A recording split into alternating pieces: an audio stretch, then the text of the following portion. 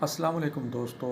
ایک مرتبہ ایک گاؤں میں شوہر اور بیوی کے درمیان بحث ہو رہی تھی کہ عورت اور مرد میں زیادہ عقل مند اور چالاک کون ہوتا ہے۔ بیوی عورتوں کو عقل مند اور چالاک کہتی تھی، جبکہ شوہر مردوں کی حمایت کر رہا تھا۔ جب بحث و مباحثے سے اس کا کوئی حل نہ نکلا تو ایک دن بیماری کا بہانہ بنا کر عورت چارپائی پر لیٹ گئی۔ تمام علاج کروایا گیا مگر بے سب بے سود۔ فائدہ تو جب ہوتا اگر اسے کوئی بیماری ہوتی۔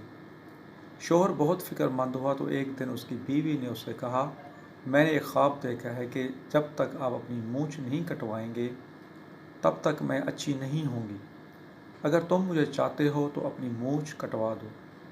مونچھ کٹواتے ہی صحت یاب ہو جاؤں گی۔ لہذا ناچار شوہر نے اپنی مونچھیں کٹوا دیں۔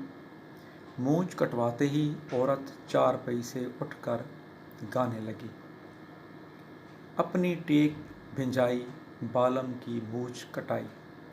شوہر بیچارہ یہ سن کر سمجھ گیا کہ اس نے مجھے بیوقوف بنایا ہے، عورتوں کو عقل مند اور مردوں کو بدھو یا احمق ثابت کرنے کی کوشش کی ہے۔ اس نے بھی ایک تدبیر سوچی اور وہ فوراً اپنے سسرال پہنچا۔ داماد کو اچانک آتا دیکھ کر اس کی ساس گھبرا گئی اور داماد سے خیریت پوچھی۔ داماد نے افسردہ ہو کر کہا، آپ کی بیٹی قریب الموت ہے، اگر آپ اس کی زندگی چاہتے ہیں تو مجھے ایک ہوشیار نے بتایا ہے، اس کے بچنے کا ایک ہی راستہ ہے۔ گھر کے تمام افراد اپنے سر منڈوا کر گدھے پر سوار ہو کر میرے ساتھ اپنی بیٹی کے پاس چلیں۔ ماں کو جس درجہ اپنی بیٹی سے محبت ہوتی ہے شاید ہی دنیا کی کسی دوسری چیز سے ہو۔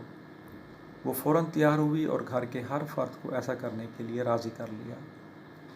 جس وقت یہ لوگ سر منڈائے ہوئے گدھے پر سوار اس کے ساتھ اس کے گھر پہنچے، اس وقت اس کی بیوی چکی پیستی ہوئی لہرا لہرا کر گا رہی تھی، ایسی ٹیک بھنجائی بالم کی مونچھ کٹائی۔ تبھی شوہر نے اس میں یہ ٹکڑا جوڑا، دیکھ ری لگائی جا منڈی پلٹن آئی۔ بیوی نے جب یہ سب کچھ دیکھا تو نہایت نادم اور شرمندہ ہوئی۔ تو دوستو، اپنی ہٹ یعنی اپنی انا اور ضد کو پورا کرنے کے لیے اپنا نقصان اور بے عزتی کروانے والوں کے لیے یہ مثال کے طور پر کہانی سنائی جاتی ہے۔